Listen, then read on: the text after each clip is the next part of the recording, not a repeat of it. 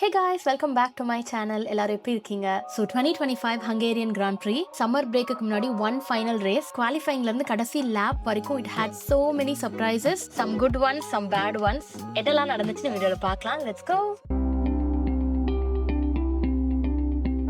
So Q1 பொறுத்த வரையில surprisingly எந்த ரூக்கீஸ்மே எலிமினேட் ஆகல. They all made it to Q2. அதாவது அலெக்ஸ் ஆல்பான் வந்து அவரோட சீசன் வர்ஸ்ட் குவாலிஃபைங் ரிசல்ட்டை இந்த கிராண்ட் ப்ரீல வந்து எடுத்திருந்தாரு. He got P20 and Alex ஆல்பானோட சேர்ந்து எலிமினேட் ஆன டிரைவர்ஸ் யாரெல்லாம் பாத்தீங்கன்னா யூகி சுனோடா, பியர் கேஸ்லி, எஸ்டபன் ஓகான், நிக்கோ ஹுல்கென்பெர்க் மற்றும் அலெக்ஸ் ஆல்பான். Q2 பொறுத்த வரையில it was another big shock. Like Spa, நம்மளோட Lewis Hamilton was out in Q2 again, which was kind of really unexpected. ஏன்னா FP3ல Ferrari வந்து 3-4ல முடிச்சிருந்தாங்க. It really gave hope. Okay, this time maybe podium is closer அப்படின்ற தாட்டை கூட முடிக்கல. அதுக்குள்ள Lewis Hamilton was out in Q2, which was a bit sad. ஆனா இந்த time பாத்தீங்கன்னா குவாலிஃபைங் ரொம்ப டைட்டா இருந்துச்சு. லைக் Q2ல எலிமினேட் ஆன டிரைவர்ஸ்க்கும் Q3க்கு போன கேப்ரியல் போர்த்திலத்தோ அவருக்கும் P11 எடுத்த ஒலி பேமனுக்கும் எவ்வளோ டிஃபரன்ஸ்னு பார்த்தீங்கன்னா 0.007 செகண்ட்ஸ் தான். ஸோ அவ்வளோ டைட்டா இருந்துச்சு. ஸோ Q2ல எலிமினேட் ஆன டிரைவர்ஸ் யாரெல்லாம் பார்த்தீங்கன்னா Ollie Bearman, Lewis Hamilton, Carlos Sainz, Franco கொலபின்டோ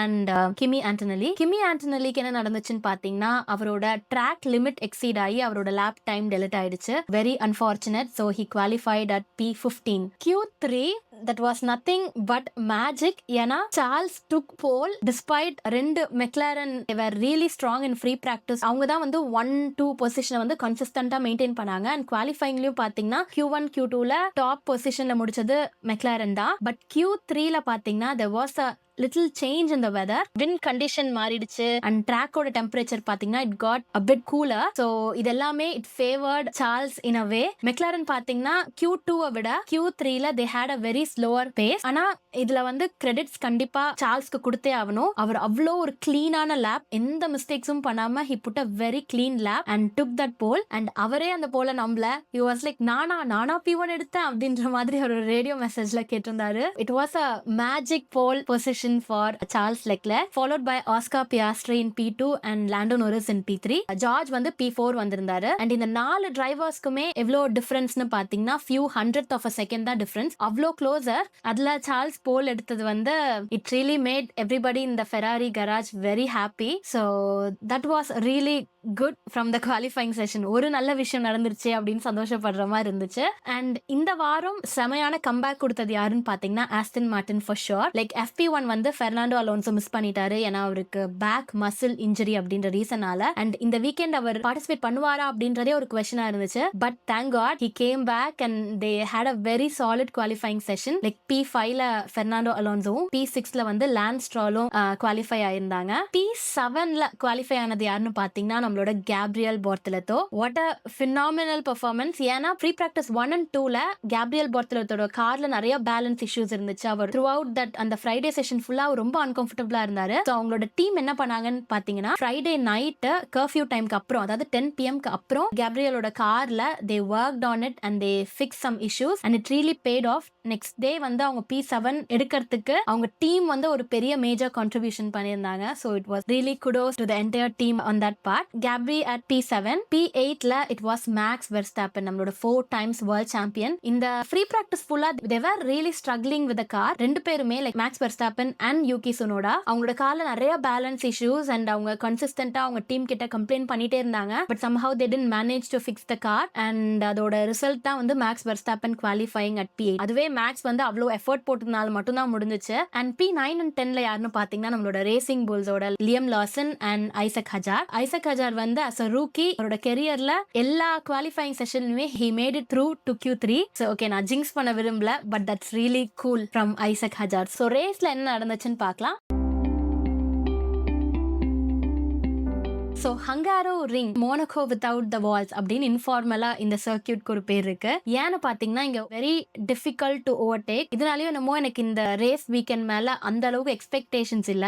but I was so wrong. This race had எவ்ரி திங். ஸோ ஒன்னொன்னா பார்க்கலாம். ஃபர்ஸ்ட் வந்து மெக்லாரனோட பேட்டில் பத்தி பாத்திரலாம். லேப் 1 turn 1 லாண்டோ பாத்தீங்கன்னா ஆஸ்கரோட லைக் இன்சைட்ல போய் ஓவர்டேக் பண்ண ட்ரை பண்றப்போ he lost 2 places. அதாவது ரசலுக்கும் அலோன்சோக்கும் பின்னாடி he dropped to P5. was a very terrible start from Lando Norris and அவருக்கு ஆல்ரெடி ஒரு பேடான ரெப்புடேஷன் இருக்கு. he always bottles the start அப்படின்னு சொல்லிட்டு. ஸோ அந்த பேருக்கு ஏத்தபடியே like Lando had a very terrible start. Race வந்து ப்ரோக்ரஸ் ஆகுது. சில டிரைவர்ஸ் வந்து ஏர்லியாவே பிட் பண்றாங்க. யாரெல்லாம் பாத்தீங்கன்னா Oscar Piastri, Charles Leclerc and George Russell. But whereas Lando Norris வந்து he managed his tires so very well. Lando வந்து 30 லேப் வந்து மீடியம் டயர்ஸை வச்சு ஹேண்டில் பண்ணதுனால அவங்களோட டீம் வந்து இன்ஃபேக்ட் 2 டிரைவர்ஸ்க்குமே இந்த ஸ்ட்ராட்டஜி ப்ரப்போஸ் பண்ணாங்க. Lando opted for one bit strategy versus Oscar Piastri he was unsure about doing one pit strategy. அவங்க race engineer suggest பண்ணாங்க but he was not very keen on that அப்படின்னு தான் சொல்லணும். Lando வந்து he took the hard tires. So அடுத்த 40 laps வந்து அந்த heart tyres வச்சு தான் லாண்டோ மேனேஜ் பண்ணி ஆகணும் if he wants a shot in this Grand Prix. This is where it get interesting. ஏன்னா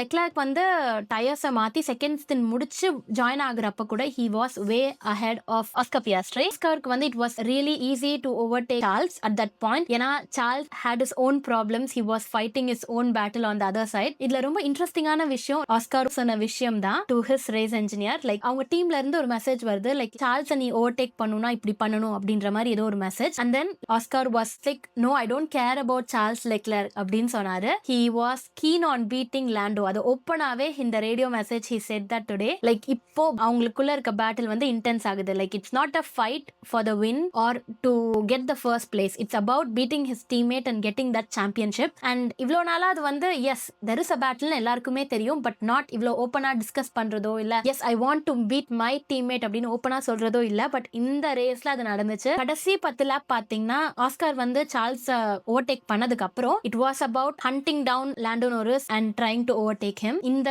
ரேஸ்லயும் சரி it was very difficult to overtake. So அவர் வந்துட்டு lap after lap Oscar was improve ஆகி கடைசி லேப்க்கு முன்னாடி லேப் வராங்க அண்ட் அவங்க 2 பேருக்குள்ள less than a second difference தான் இருக்கு. At this point Oscar Piastri tried to overtake Lando. He locked up. Oscar வந்து ஆல்மோஸ்ட் லாண்டோ வந்து he would have took him out but ஆனா நடக்கல. ஸோ அந்த லாக்அப்க்கு அப்புறம் Oscar couldn't overtake Lando beyond that point. ஏன்னா இதான் கடைசி லேப் அப்படின்றதுனால அதாவது Hungarian Grand Prix Lando win பண்ணிட்டாரு and Oscar was really upset. Like அவங்களோட டீம் அவரை கங்க்ராச்சுலேட் பண்றப்ப கூட there was no response from Oscar side to his engineer. But then அதுக்கப்புறம் இறங்கினதுக்கு அப்புறம் he was celebrating with Lando. It was all okay.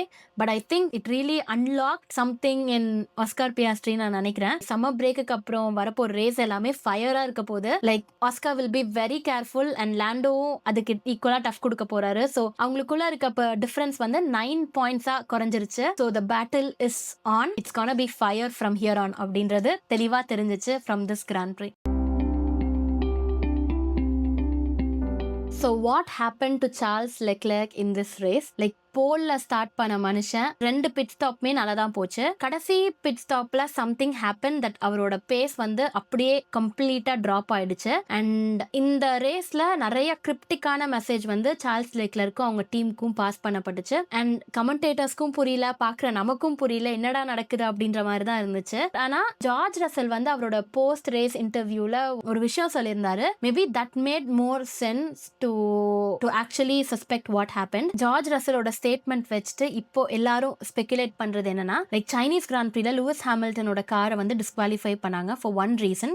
காரோட பிளாங்கோட thickness வந்து 9 millimetre இருக்க வேண்டியது it was less than 9 millimetre அப்படின்னு சொல்லி FIA வந்து லூயிஸ் ஹாமில்டனோட காரை டிஸ்குவாலிஃபை பண்ணாங்க. Same thing was about to happen to Charles Leclerc's car. So அதை அவாய்ட் பண்றதுக்காக ஃபெராரி வந்து ஒரு கவுண்டர் மெஷர்ஸ் எடுத்ததுனால they had to compromise on speed and grip. அதுதான் that made Charles Leclerc drop from P1 to P4 அப்படின்னு இப்போ ஒரு speculation இருக்கு. பட் ஹவெவர் சார்ல்ஸ் வந்து அவரோட போஸ்ட் ரேஸ் இன்டர்வியூல என்ன சொல்லியிருந்தாருன்னா இது வந்து ஒரு ஷாசி இஷ்யூ அப்படின்னு சொல்லி முடிச்சிருந்தாரு. So we not know the exact details at this point. ஏன்னா ஃபெராரி அதை பத்தி இன்னும் எந்த ஸ்டேட்மெண்ட்டும் விடல. பட் ஓவரால் வந்து it was a very disastrous week for Ferrari. ஏன்னா they started from pole. இந்த மாதிரி ரேஸ் எல்லா டைமும் நடக்காது. லைக் மெக்லாரன் வந்து போல்ல முடிக்காம இருக்கிறதே ரொம்ப அதிசயம் ஆயிடுச்சு. ஸோ இந்த time Charles almost had it but very unfortunate that this happened. மொத்தத்துல 2 ஃபெராரி டிரைவர்ஸ்மே டிப்ரெஷன்ல இருக்காங்க அண்ட் அவங்களோட ஃபேன்ஸ் ஆகிய நம்மளும் டிப்ரெஷன்ல தான் இருக்கோம்.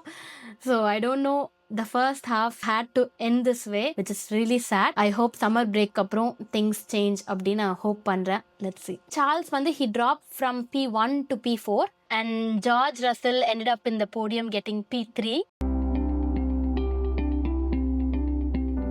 இந்த வீக்கோட ஸ்பெஷல் அப்ரிசியேஷன் யாருக்கு போகும்னு பார்த்தீங்கன்னா definitely Aston Martin. They made a solid comeback. Last ஸ்பால பார்த்தீங்கன்னா they finished in 19th and 20th position with no points. And இந்த வீக் அப்படியே அதை மாத்திட்டாங்க. They made a very amazing comeback அப்படின்னு சொல்லணும். Like Fernando at P5 and Stroll at P7. And driver of the day யார் win பண்ணா அப்படின்னு பார்த்தீங்கன்னா Gabriel Bortoleto. No doubt about that. அவரோட career best finish at P6. இப்போ இருக்க ரூக்கீஸ்லயே பெருசா ஹைப் இல்லாம இருக்கிறது பாத்தீங்கன்னா கேப்ரியல் போர்த்தலத்தோ தான். பட் ஆனா pure talent and skill definitely next years வேற லெவலா இருக்க போகுது. லைக் ஆல்ரெடி கிக்ஸ் ஓவர்லயே ஹிஸ் பெரிய பெரிய டீம்ஸ் எல்லாம் கேப்ரியல் போர்த்தலத்தோ வந்து அவுட் பெர்ஃபார்ம் பண்றாரு. Can't wait to see him in Audi. Like அவர் வந்து his going to do something great, that's for sure. இந்த வாரம் பாயிண்ட்ஸ் எடுத்த நம்மளோட Liam Lawson at P9 deserves a special appreciation. ஏன்னா அவர் வந்துட்டு he didn't have a very good start of the season and now back to back points எடுத்துட்டே வராரு and Lawson is doing a good job. So and Kimi had a very good recovery, like 15ல start பண்ணி he ended up in the point. As part of the silly season already நம்மளோட maths Verstappen வந்து அவரே confirm பண்ணிட்டாரு. He wanted to put a full stop for all the rumors. He's gonna stay in Red Bull for the year 2026 அப்படின்றத மேக்ஸே வந்து press மீட்ல சொல்லிட்டாரு.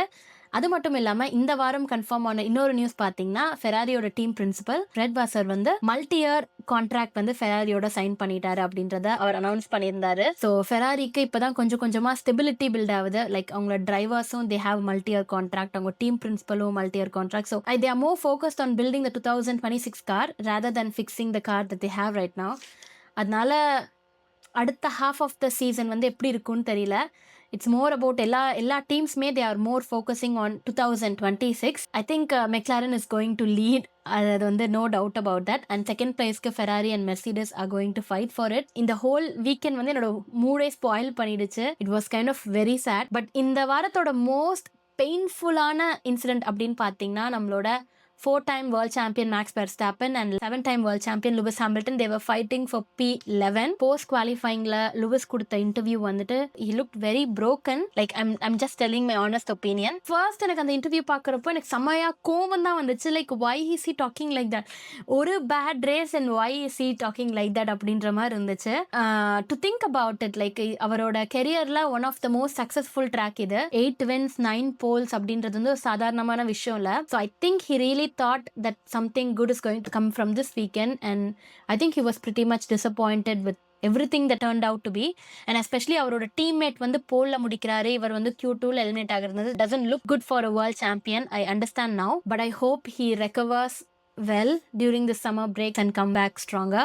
So உங்களுக்கு எப்படி போச்சு இந்த ஹங்கேரியன் கிராண்ட் ப்ரீ? உங்களுக்கு பிடிச்ச டிரைவர் ஸ்கோர் பண்ணாங்களா, இல்லை இந்த வீக்கெண்ட் பற்றி உங்களோட ஃபீலிங்ஸ் என்ன அப்படின்னு கண்டிப்பாக மறக்காம கமெண்ட் செக்ஷன்ல சொல்லுங்க.